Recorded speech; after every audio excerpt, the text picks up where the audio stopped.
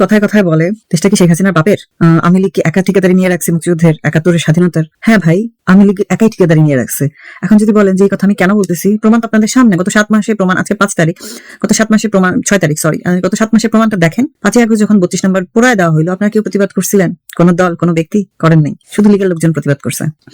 এরপর গেল ধরেন সারা দেশে মুক্তিযুদ্ধের ভাস্কর্য, মুক্তিযুদ্ধের জাদুঘর, মুক্তিযোদ্ধাদের অসম্মান, অবমাননা, কে কে প্রতিবাদ করছেন? কেউ করে নাই। বিএনপি হালকা একটু আওয়াজ দিছিল, তারপর কোথাও থেকে একটু ঠাপ খেয়ে চুপ হয়ে গিয়েছে। ঠাপের নাম তো বাপ আলটিমেটলি।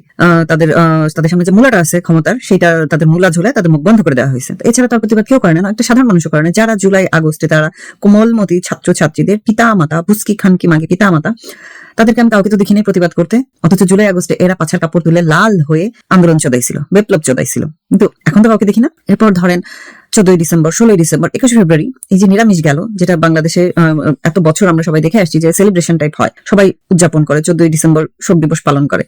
15ই আগস্ট তো বাদই দিলাম ভাই, ওটা আওয়ামী লীগের একার জিনিস, জাতির পিতা তো বাংলাদেশের একার জিনিস আওয়ামী লীগের।